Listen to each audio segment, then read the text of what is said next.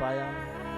तो कहने का तात्पर्य बंधुओं, सबकी परिभाषा ही चेंज हो गई है। पहले महाराज ब्रह्मचारी उसे कहा जाता जो ब्रह्म तेज को संभाले, त्यागी उसे कहा जाए जो सब कुछ त्याग करके बद्रीनाथ की गुफाओं में जाकर भजन कर रहा है, मौनी उसे कहा जाए जो किसी से बात ना करे जीवन भर। परंतु आजकल के संत विचित्र दशा में पाए जाते हैं महाराज। हम किसी की बुराई नहीं करते हैं, परंतु आजकल देखा जा रहा है ऐसा नहीं है कि सब संत एक जैसे होते हैं। संत को पहचानने का ढंग अपना अपना होता है। आप देखिए प्रेमानंद बाबा को देखिए, हमारे कितने दिव्य संत हैं। कलयुग में साक्षात अवतार हुआ है महाराज प्रेमानंद बाबा। कोई कितना भी निमंत्रण पत्र दे, उनको कहीं जाना नहीं है वृंदावन से छोड़ करके। कोई उनके पास अभिमान लेकर के जाके हम कलेक्टर बन गए हैं तो हमारे लिए कुर्सी डाल दो, तो ये भी उनके यहाँ नहीं है। जो चाहे कितना बड़ी पद पर हो, मजिस्ट्रेट हो, कलेक्टर हो, कितने भी बड़े नौकरी पेशा वाला हो, परंतु उनके आश्रम में जो गया वो महाराज सबको समान दृष्टि से, चाहे कोई साधारण व्यक्ति आ जावे और चाहे कोई नौकरी वाला आ जावे, वो सबको समान दृष्टि से देखने वाले हैं।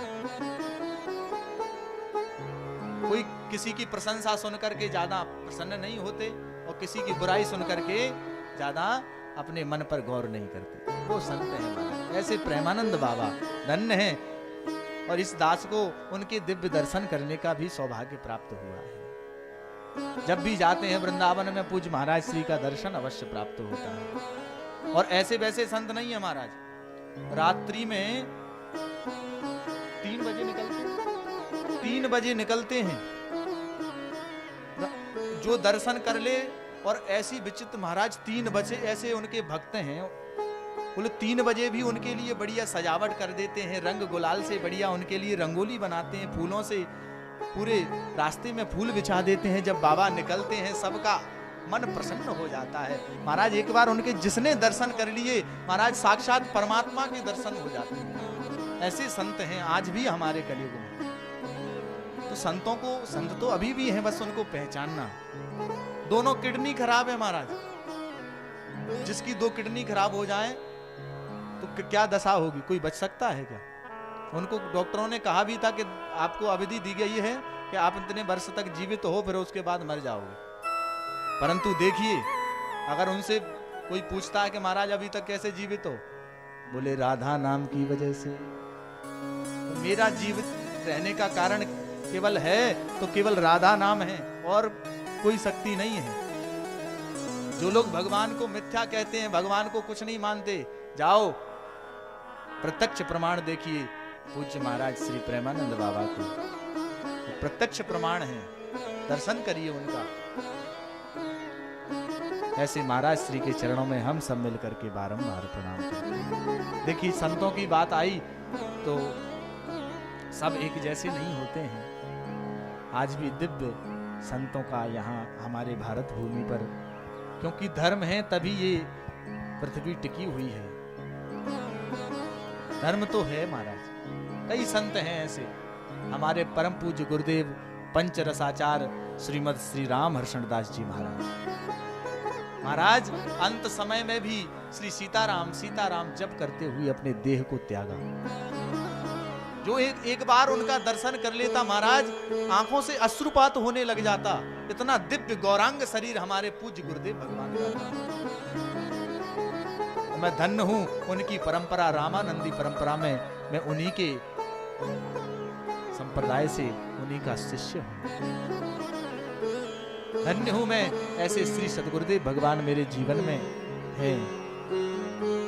और उस परंपरा में जितने भी महापुरुष हुए सब एक से एक महाराज। परम पूज्य गुरुदेव श्री हरिदास जी महाराज, परम पूज्य गुरुदेव श्री महंत जी महाराज, श्री अयोध्या दास जी महाराज।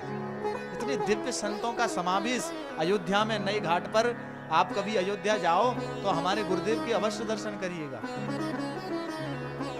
नए घाट पर श्री राम मंत्रार्थ मंडपम आश्रम का नाम है। ऐसी परंपरा महाराज आज भी दिव्य, कोई ना कोई उत्सव चलता ही रहता है आश्रम में।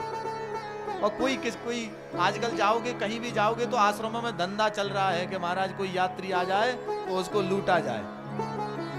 किसी भी प्रकार उससे पैसे हड़प ले जाए। परंतु अयोध्या में जाइए, हमारे आश्रम में जाइए, अरे कोई भाई तुम कहाँ से, बड़े प्रेम से आपसे बोलेंगे आइए आइए, कहाँ से आइए, कोई पैसे का नाम नहीं, आप बढ़िया सुविधा से रहिए और जो मन में आए जो भेंट दे करके आइए, कोई आपसे कुछ कहने वाला नहीं। खूब बढ़िया भव्य भंडारा वहां पर चलता है। श्री राम विवाह महोत्सव, समैया महोत्सव, हर प्रकार के उत्सव महाराज, सावन में झूलन उत्सव, गुरुदेव भगवान के उत्सव चलते ही रहते हैं। तो महाराज कहने का तात्पर्य यही है कि जहां श्रेष्ठ सदगुरुओं की जो परंपरा है, तो आज वहां पर धर्म बचा हुआ है। एक गुरुदेव का और मुझे स्मरण आ रहा है, परम पूज्य श्री करय बिहारी सरकार, आपने नाम सुना होगा, करय बिहारी सरकार, जिस आश्रम में हमारे गोपाल जी महाराज रहे हैं, गोपाल कृष्ण जी जो आचार्य जी आपके यहाँ पाठ कर रहे हैं, वो उस आश्रम में रहे हैं। तो वो आज हमसे चर्चा कर रहे थे कि उस आश्रम में जो रहा है,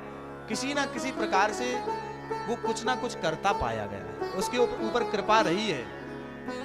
तो करह बिहारी सरकार की ये महिमा थी महाराज कि जिस पटिया पर बैठ करके वो तपस्या करते थे ना, और वहां पर साक्षात सरजू मैया प्रकट हुई है महाराज करह धाम में, और उस जल को जो पी ले, तो जिसे कुत्ता ने काट लिया हो, सांप ने काट लिया हो, कैसा भी रोग हो महाराज, चर्म रोग हो गया हो, उस जल से स्नान कर ले, पी ले, वो रोग समाप्त हो जाता है। ऐसे मध्य प्रदेश में उनका आश्रम है करह बिहारी सरकार।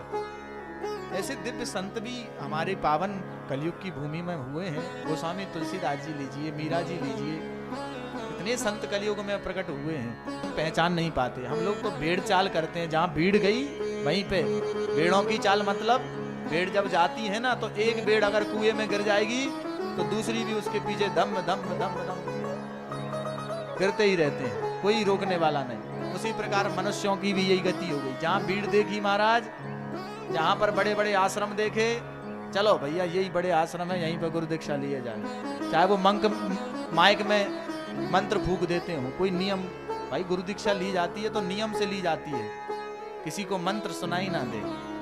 हर विधि विधान होता है महाराज, सब चीज का पूजा पाठ का क्रम होता है, गुरु दीक्षा का क्रम होता है। तो इस क्रम से जो गुरु दीक्षा ग्रहण करती है वो सार्थक होता है। प्रेम से बोलिए राधे राधे राधे।